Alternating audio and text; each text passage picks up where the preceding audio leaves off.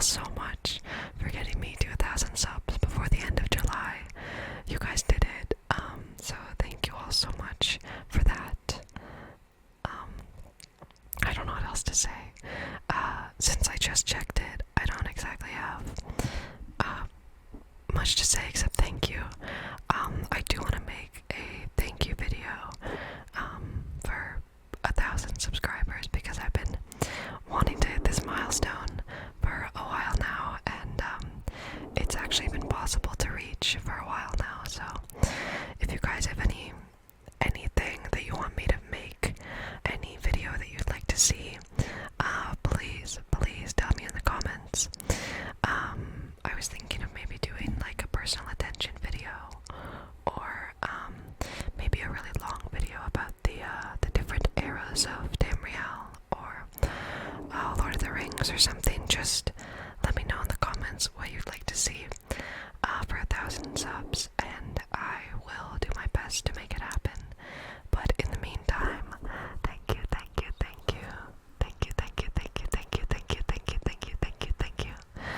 you so much. Thank you so much for 1,000 subscribers. It really means so much to me, and I honestly, I know I say this all the time, I never thought I would get here.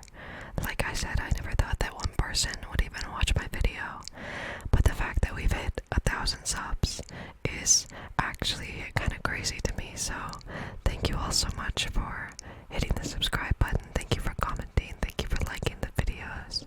Thank you for watching the videos. And thank you for sticking around. I know there's a lot of people who have been here since very early on in the channel. So to those of you who have been here, thank you for staying with me and, you know, believing in me and encouraging me and being so supportive constantly. And to those of you who have just subscribed and just got here, thank you for clicking on my video. Thank you for watching my channel. Thank you for just being here. It really, truly means so much to me. So thank you all so much for 1,000 subscribers. Yeah, I am so grateful, and there is so much more to come. So it's not over, but we've hit our first big milestone. So thank you for that. Okay, now we can talk about the Ayleids. I really appreciate each and every one of you, and I wouldn't be here without you. So yeah, and this is not the end. Like, this is just the first milestone, and we will keep going for as long as I have the energy. So yeah, thank you all so much for subscribing. That being said, if you haven't subscribed yet, you should do so now. Only if you like the channel and the content that I make, obviously. But yeah, next milestone is 2,000, I guess. So let's go. Alright, now that that's out of the way, we can talk about the history of the Ayleids, spelled A-Y-L-E-I-D-S. The Ayleids were a group of elves on the continent of Tamriel. They lived in what is now called Cyrodiil. So if you play Skyrim or any of the Elder Scrolls games, the Imperials live in the province of Cyrodiil. It's kind of at the center of the continent of Tamriel. But before the Imperials lived there, the Ayleid elves lived there. Sometimes they were called Heartland High Elves, Wild Elves, just Heartland Elves. They had many other names. They ruled over Cyrodiil during the Merethic era, from like the middle Merethic era to the early First eras. First era. Their main settlements were in Cyrodiil, and their empire lasted from the middle Merethic era to the First era, 243. So just like every other elf or mer in Middle-earth, the Ayleids came to Tamriel from the Somerset Isles. So if you didn't know, all of the mer in Middle-earth, Dunmer, Bosmer, Altmer, the Snow Elves, the Ayleids, of course, every mer species, the Dark Elves, the Wood Elves, ancestors in the Somerset Isle, from the original Aldmer, Aldmer. So technically, they all have a common ancestor there, but they all migrated out and have become separate, not species, but separate cultures and societies with different physical features and such. So anyway, in the late Merethic era, the Merethic era is the era before the First Era, that we don't exactly have a timeline for. There's no specific years. There wasn't any real recorded history at that time.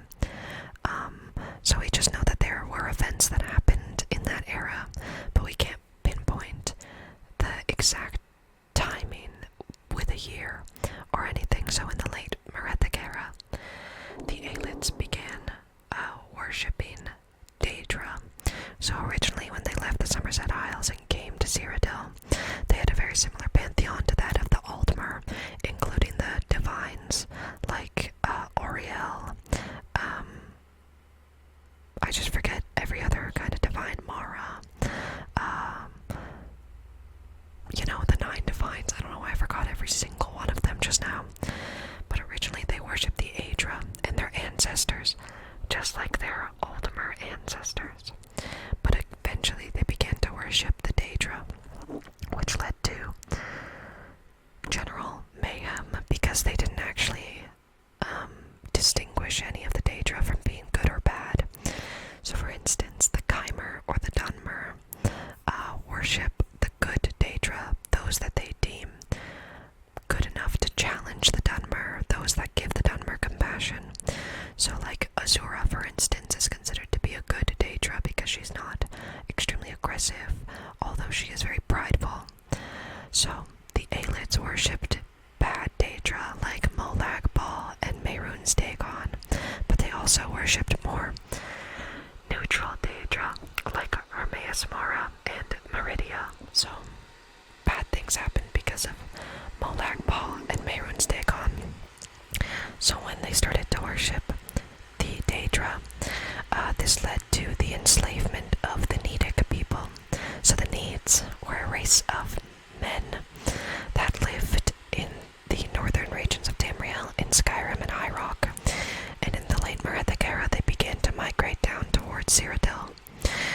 And because the Ayleids worshipped the Daedra and were very brutal people by this time, they began to enslave the Needs. And they supposedly used the Needs in slave labor to build the White Gold Tower that is, I believe, at the center of the Imperial City in Cyrodiil. The Ayleids also took part in Daedra-inspired arts like flesh sculpture and gut gardening. It is not described in detail what these arts actually were. We only have the names of them, but from the names, I think we can tell they were pretty gross. I mean, gut gardening and flesh sculpture. That's disgusting, and supposedly these arts would be performed on the Nedic slave population. So that's gross. And it is said that Ayleids were extremely brutal slave masters. Yeah, so that's really gross. The Ayleid society at this point was a slave society that was built on the slave labor of that population and probably could not function if that slave labor was taken away. Moving on, Ayleid society did actually flourish at this point, and specifically flourished around the White Gold Tower. That's where they built many of their settlements. So it says that originally the White Gold Tower was built as a monument to the High King of Alinor. Alinor is a island in the Somerset Isles, where they came from. The Ayleids originally came from there, so traditionally it was supposed to be a monument to him, but it got corrupted throughout the centuries. It is said that the city of Farsa Balim was built in this time, the late Merethic era, and this is where Mehrunes Razor was housed. So Mehrunes Razor is a special dagger that you can acquire in the Skyrim, the Elder Scrolls 5 Skyrim, and it has like a 25% chance of killing someone on the spot.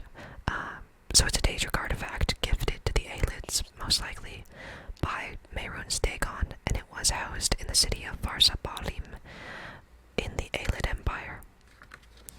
Things might sound a little confused and complex at this point, because although we know stuff about the Ayleid society, nothing is really concrete, and a lot of it is kind of all over the place, because we don't have records of this stuff until the First Era. By the First Era, the Ayleids' power, most of it came from their pacts that they made with Daedric princes. Some argue that this actually caused the decline of their society, because making a pact with a Daedric prince is a very dangerous thing to do. So they used these pacts with the Daedra to use armies of Dremora and Daedric creatures to enslave and slaughter the needs and men at the snap of their fingers. So they didn't have to create armies of their own out of their own people. They would just summon Daedra to do it for them. So eventually this led to the different cults of the different Ayleid Daedra cults began to betray each other and backstab one another, which obviously weakened the Ayleids severely, because once you start attacking each other, you're kind of screwed. So once they started attacking each other, and Ayleid society was extremely weakened, the Nedic slave population began to exploit this by turning against their masters, overcoming them, rebelling. We'll get more into that in a minute. Eventually, the constant conflict between the ruling Daedric cults led to something called the Narfin-Zel Schism, which occurred in the First Era, 198. Now, this was because the Barsabic Ayleids, who actually worshipped the Aedra, they were chased out of Cyrodiil by King Glenfarrin of Atatar during what is called the Scouring of Wendelbeck. So all Aedric worship, all Ayleids that worshipped Aedra were chased out of Cyrodiil by the Daedric worshippers. And this meant that there was no more opposition to Daedric worship in Cyrodiil, so it just ran rampant throughout Cyrodiil.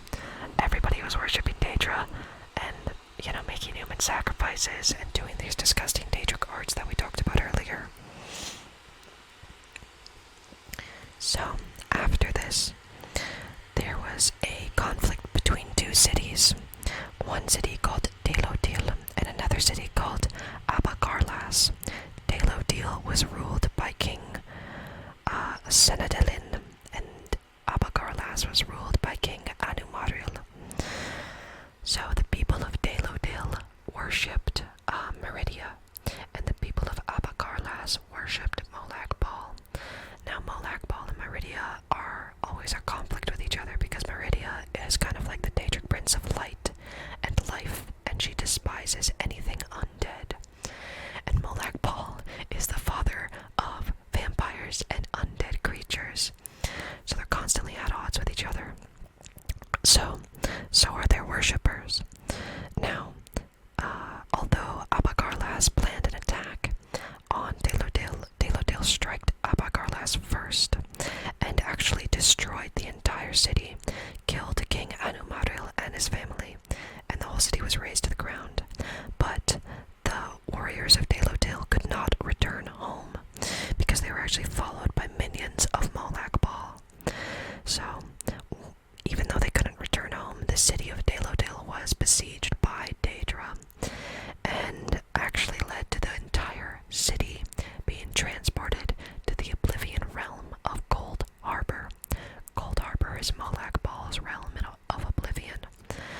So it's a twisted version of Nirn, kind of like the Upside Down in Stranger Things. It's a corrupted version version of Nirn. So that's where the city was transported by Molag Bal.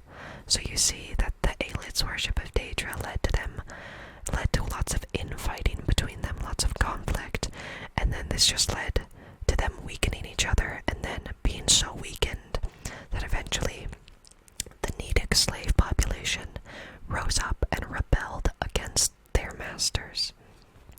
So, let's talk about the downfall of the Ayleids now. I know the beginning history seems a little bit like it doesn't have a lot of details, and that's because we don't have tons of details about this stuff. I am leaving out some certain parts of information because they're not exactly relevant to the entire history. So yeah, anyway, the downfall of the Ayleids began in, some would say, First Era 243, when there was a slave whose name was Alessia, and she supposedly began the revolt. It is said that she possibly could have been inspired by the Nords uniting in Skyrim, because at this time the first Nordic Empire began in Skyrim. So Alessia began this revolt, and it is said that she was gifted the Amulet of Kings by Akatosh himself, and it is said that only those with dragon blood can wear the Amulet of Kings, and that it protects the needs from Daedric invasion. Daedric invasion in the sense of physical invasion from Oblivion, but also Daedric invasion as in beginning to worship the Daedra. So Alessia was blessed with dragon blood by Akatosh, and then they made an agreement with each other that as long as Alessia's bloodline was pure to the dragon blood, and as long as they ruled over Cyrodiil, he would seal the veils of Oblivion between Mundus and Oblivion. So Mundus is like the mortal world where the humans and elves live, and Oblivion is the realm of the Daedra. So Akatosh was like, here, I give you this Amulet of Kings, remain loyal to me, remain loyal to the dragon blood within you, I will protect you from Oblivion. So obviously this sparks a lot of rebellion throughout Cyrodiil among the slave population, and Alessia's revolt actually helped allied with the Nord armies of Skyrim, and even some Aylid kings that worshipped Aedra. So not all of the Ayleids were terrible. In fact, Alessia actually recruited some of the Aylid kings and lords to help fight against those that worshipped Daedra. Now, if we're going to talk about the Ayleids and the revolt against them, we have to talk about Perennial Whitestrake. Perennial Whitestrake, I should say.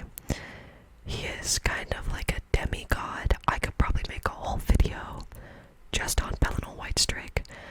He has a fascinating life. He's a bit like a Greek demigod. So we're going to talk about him. It is said that Perennial Whitestrake was sent by the Divines to help fight the Ayleids. He killed many of the eastern Aylid kings of Cyrodiil on his own. Like, he had armies with him, but he led the armies and killed the kings. He killed the kings Dor, Seyatar, Ninandava, and many others to help Alessia's revolt win. Apparently he's said to have lost someone close to him and gone into such a madness that he destroyed the cities of Narlame and Seladil. So he just went crazy and took out 2 cities on his own. So after Perennial Whitestrake had destroyed the eastern cities and killed the kings and some other cities as well, the Ayleids made a pact with Meridia and allied with her force of Aurorans. So in Meridia's realm of Oblivion live the Auroran race. We know basically nothing about them other than they live in Meridia's realm of Oblivion. So there was an Aylid called Umaril the Unfeathered, and he was chosen as a challenger to Perennial Whitestrake. He was an Aylid sorcerer king, and he challenged Perennial to one-on-one combat in battle because he was kind of imbued with his power from Meridia. Perennial obviously heard this challenge to him, but he continued his his conquest of eastern Cyrodiil, liberating the slaves, freeing all of the Nidic populations there. And he called on his Nordic allies to help him in battle over the west. So after they freed everyone in eastern Cyrodiil, killed the kings, took over, they then faced western Cyrodiil, and they took over the east and the west, and then they drove the Ayleids into the middle, into the heartland of Cyrodiil, at the heart of the province and the main city. So once the armies arrived and to besiege the capital, the Nidic and Nordic forces are said to have been very fearful of the next movement, very fearful to actually besiege the capital, because they knew that all of the remaining Ayleid kings and Umaril himself had gathered in the White Gold Tower, and they had their Daedric servants with them, so people didn't want to go forward because they were scared. Pellinal Whitestrake didn't stand for this, and he went into the White Gold Tower on his own. He actually fought Umaril here, and he was heavily wounded, but he did dent Umaril's helmet, and he broke off his wings, because Umaril the Unfeathered, that's his name because he had wings, but then he lost them to Pellinal Whitestrake. And then after he had defeated Umaril the Unfeathered, severely injured, he mocked the Ayleid kings that were sitting in front of him. He mocked the Ayleids and their ancestors, and this led the Ayleid kings remaining to cut him up into 8 pieces, but they left his head to prove that they had actually killed him. So unfortunately, Pellinal was killed, but he did destroy almost all of the most evil and dangerous things in the city, so the Nordic and Nidic allies had no problem coming in to take over the rest of the city after he had done his job. So the capital falls to the Alessian army. The Ayleids flee towards the 8 towers of Tamriel. I'm not going to explain what those are, I'm sorry. So some Ayleids fled to northern Black Marsh. We don't know what happened to them. Most eastern clans of Ayleids actually fled to Valenwood, to the Bosmer, the Wood Elves, and just assimilated into Bosmer culture and society, and are no longer really Ayleids. They just kind of became Bosmer after a long time.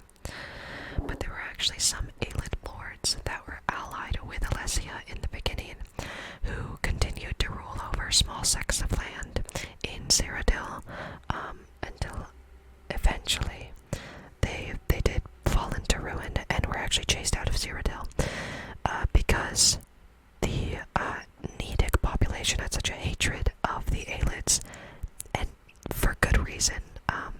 Even though these Ayleids were kind of like not terrible, again, we don't actually know a lot about them because we don't have tons of recorded history about them, which makes me so mad, but yeah, they were eventually chased out by the Nidic populations, or the human populations, I should say. The late Ayleid period, the last Ayleid lord that ruled, was in First Era 498.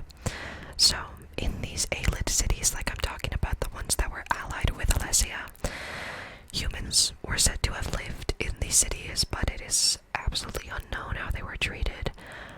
They probably weren't slaves because they were technically under the Alessian Empire, but it is really unknown.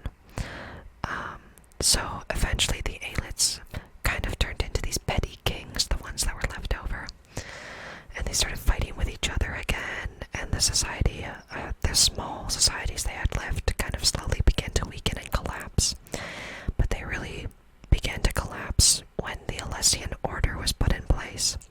So the Alessian Order was put in place at the beginning of the Alessian Empire, and it is said to be the beginnings of the worship of the 9 divines, because when the Alessian Order began, they kind of started to suck in a lot of different cultures, including the Ayleid culture and the Nidic pantheon.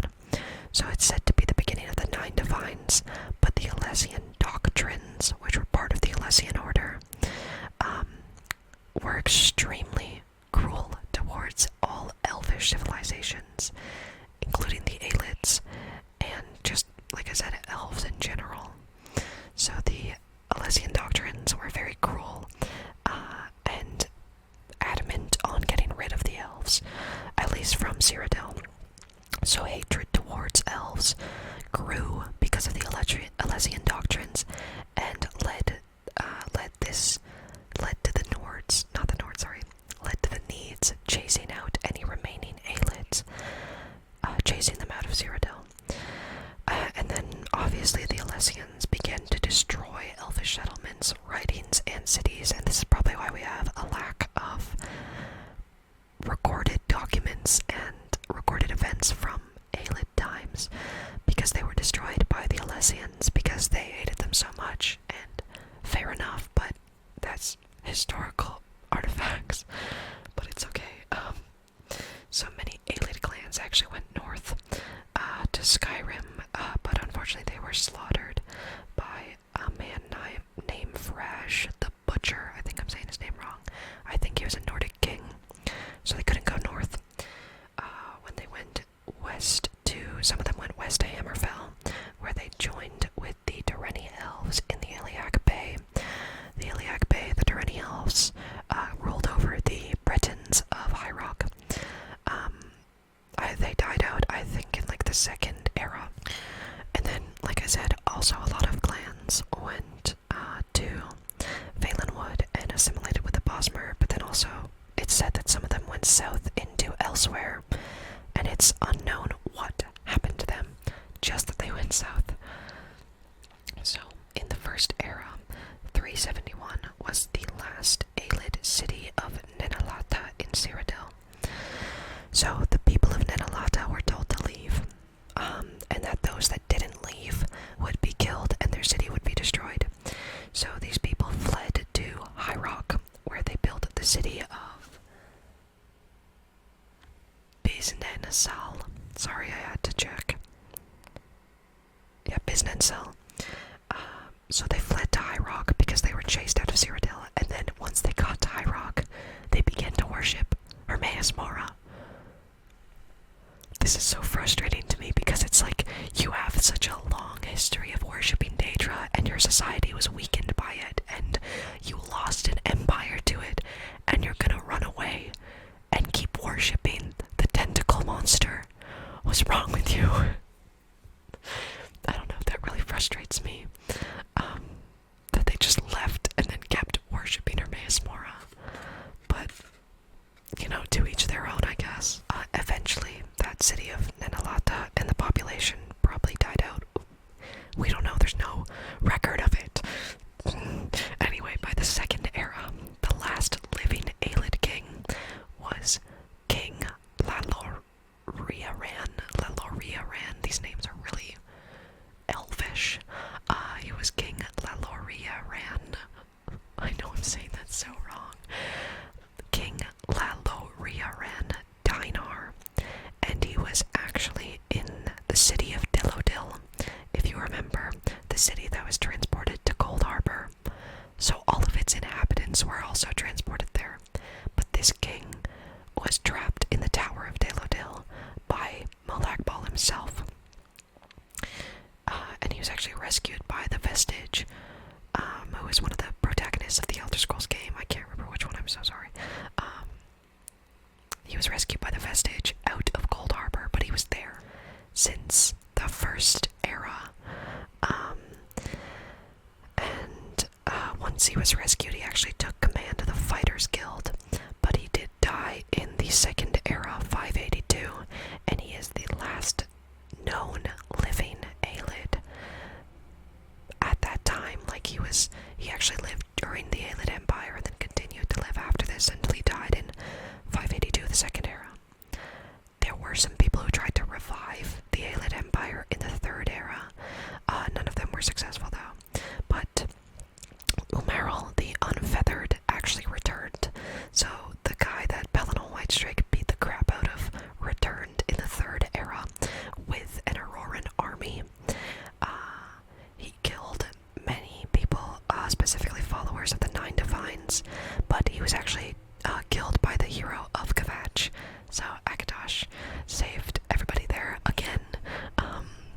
was also an Ultimer named Umbakano, who attempted to rebuild the Aylid civilization, and he proclaimed himself king of Netalata, but he actually died on his way to Netalata, so unsuccessful again. That was the long and complex history of the Ayleids. If I had to sum it up, I would say that in the late Merethic era, no, actually let's start earlier. They migrated from the Somerset Isles, and they were originally Aldmer. They became Ayleids. They originally worshipped Aedra and their ancestors, like the traditional ways of the Aldmer, until they began to worship Daedra, like Molag Bal, Mehrunes Dagon, Hermaeus Mora, and Meridia. This led to the enslavement of other races, specifically the Nedic people, and Aylid supremacy. Eventually, their worship of different Daedric cults led to infighting and conflict between them, which weakened the empire greatly because they were just fighting one another. And because of this weakness, the Nedic slave population took their chance, exploited it, and took over the Aylid Empire with the help of their Nordic friends to the north. And then the Ayleids fell. And that's kind of all we have. So yeah, by the end of the Third Era, there are no Ayleids left, really. Really, by the end of, like, the middle Second Era, there are no Ayleids left. Like, technically, Umaril the Unfeathered was an Aylid, but he didn't even do anything. Like, he lost his battle, so by the end of the Third Era, no more Ayleids. So, moving on from their general history to their culture, which was kind of discussed. So, much of traditional Aylid culture, no worshipping of Daedra, is actually very similar to that of Ultimer culture, due to their common ancestor, even though there are some subtle changes. Much of the cultural changes became much more apparent in the late Aylid period. Specifically, Daedric worship became more common towards the decline of the Aylid Empire and society. But another part of their culture is their magic, because the Ayleids are descendants of the Altmer. They have a lot of magical prowess and skill, so they believed that the world was made up of 4 elements consisting of earth, water, air, and light, as opposed to the Aldmer or Ultimer, which believed that the world was created of earth, water, air, and fire. The Ayleids are very sure about their light, not fire. The Ayleids replaced fire with light because they considered fire a weaker, corrupt form of light. So this is why they used lamps, globes, bowls, and fountains of pure magic to light their halls. This is why partially a lot of them worship Meridia, because they considered her to be the personification of light. And the most important form of light to the Ayleids was starlight, because they believed that the magical power of starlight was most potent, as they believed it came directly from Aetherius. So if you don't know, the theory in the Elder Scrolls universe is that the stars and the sun are literal holes in Mundus's veil that Aetherius shines into. So they believe Aetherius, the realm of the Aedra, bleeds into Mundus through starlight and sunlight created by the Magna-Gi. There's a lot to talk about there, I'm not going to get into it, but they believe starlight was the most potent form of light. And they actually used fragments of Aetherius, or meteoric ore, and iron, to create weapons and armor that they could enchant very easily. And this meteoric ore, or fragments of Aetherius, were the main component of Aylid wells. Now you can find Aylid wells all throughout Cyrodiil, but they're not actually associated or connected to any Aylid cities or their ruins. It was basically just a well of magic that one can replenish their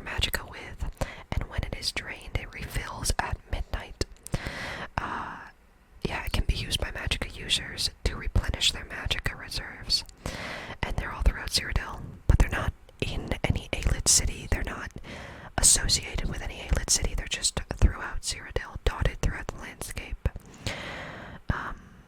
So yeah. Now we're going to talk about ethereal magic, which the Ayleids harnessed and manipulated for their own needs. And it's unknown how they actually used this magic or how they harnessed it, because we don't know how to do it. Or the people of the Elder Scrolls universe don't know how to do it now. So yeah, it's unknown how they harnessed and stored starlight, but they did, using sky stones like the Welkind and Varla stones that they created from glass that they gathered from meteors. So if you've ever found a Welkind stone, Welkynd, that was created by the Ayleids. So a Welkind stone was created by the Ayleids out of meteoric glass, along with Varla stones, which were also created by them. Somehow, we don't know how, through these stones, they could manipulate starlight from Aetherius.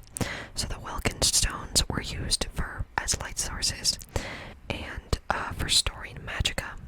So if you get a Welkind stone, you can fully restore your magicka in game. And Varla stones were used to recharge enchanted items like armor or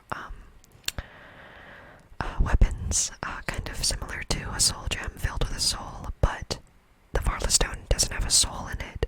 It has the magic of Aetherius in it. Pretty cool. It is said that some of these stones supposedly held destruction spells for defense, so they would shoot out destruction spells to attack others. But again, we don't know how they were created, and any attempts to recreate these stones have failed in the past, and doing research on them to figure out how they were created results in the stones turning to dust. So either this magic is just very fragile, or the Ayleids didn't want others to know how they harnessed it, which I think is much more likely, considering the Ayleids. Yeah, and it is said that this magic is called Dawn magic, and it was preserved by only the Ayleids, and it is unknown how to use it anymore.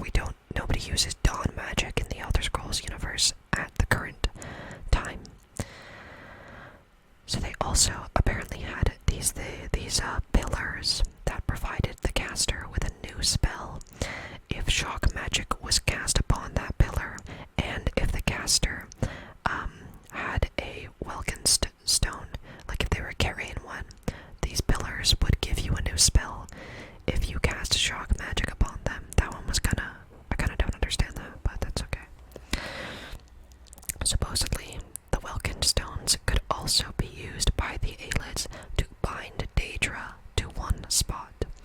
So, traditionally, lesser Daedra, can travel in and out of Oblivion and Mundus at their will, but the Welkind stone would stop them from doing this and bind them to one spot. So there's also these things called Great Welkind stones. They're large pieces of enchanted meteoric glass. They were often placed at the hearts of ancient Aylid cities, and they were used as a source of magical enchantments for each city. I think I read this wrong, because I think it actually means that the enchantment would protect each city, but I'm not sure. If you know, please tell me in the comments. So, over time, these Welkind stones were stolen, obviously, and only a few remain by the Third Era, but since the ancient cities were abandoned and nobody knew how the Welkind stones worked, they were just stolen, kind of similar to how a lot of the tombs in Egypt were raided, and a lot of their gold and jewels were stolen from different tombs of pharaohs and things. Ayleids are actually often credited with creating the entire magical school of alteration, which is extremely fascinating, but it also makes a lot of sense when I think about alteration, and then I think about the kind of magic that the Ayleids harnessed. So they're often credited with just creating that entire school of magic. Because of this, they actually had the power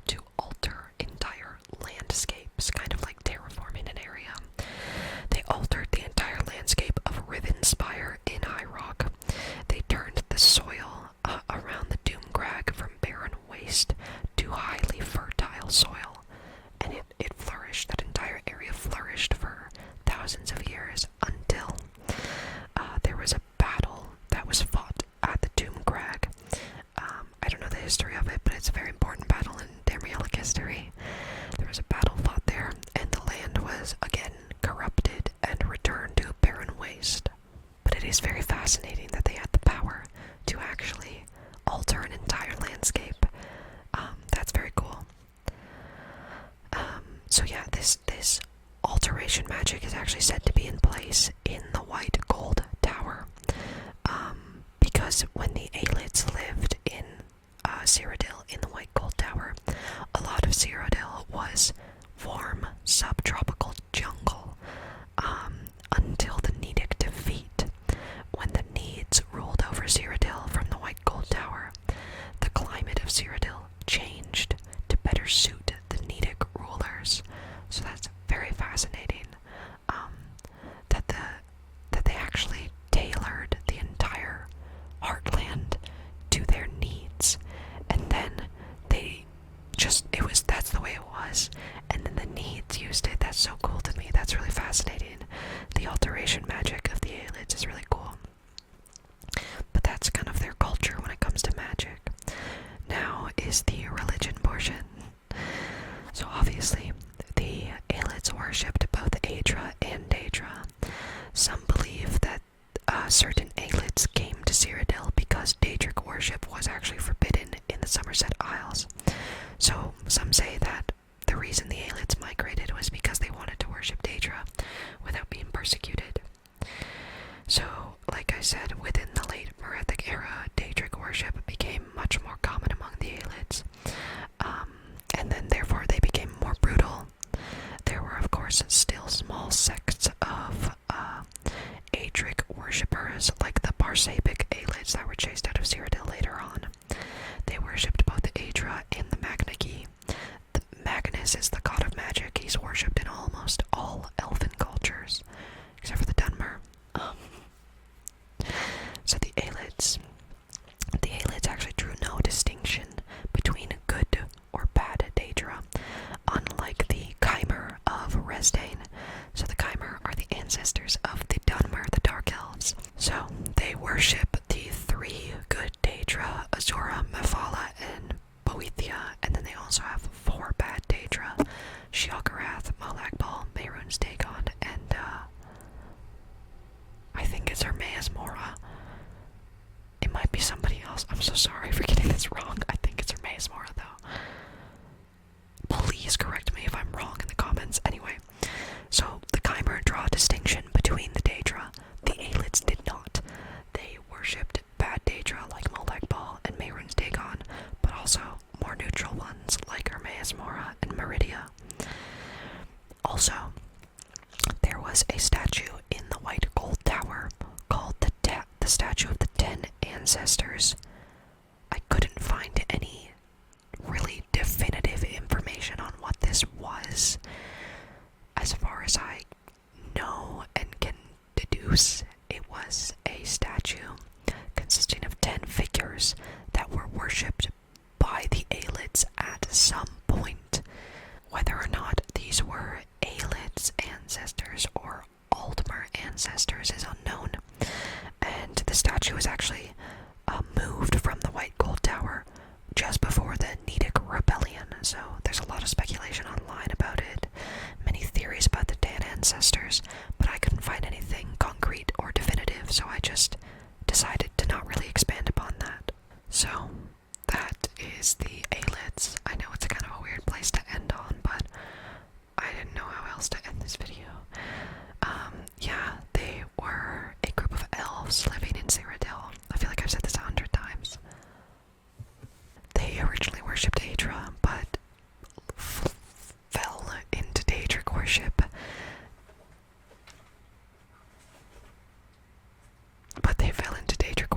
Which led to their... So, they fell into Daedric worship, which led to the weakening of their society, and the infighting between different cults. That is the Ayleids.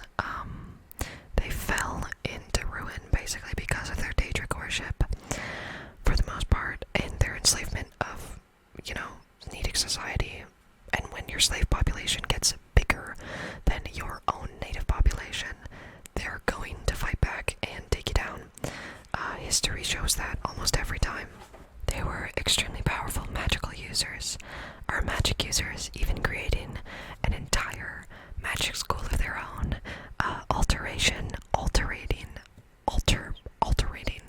altering their entire, like, empire, the places they lived, to whatever they needed it to be, and I think they're very fascinating,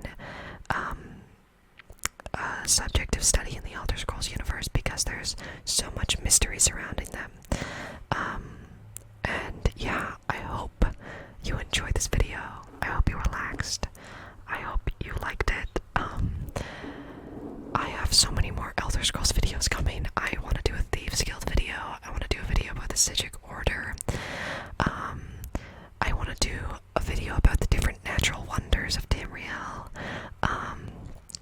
I want to talk about the needs. I want to talk about so much. I still need to do my Dark Elf video.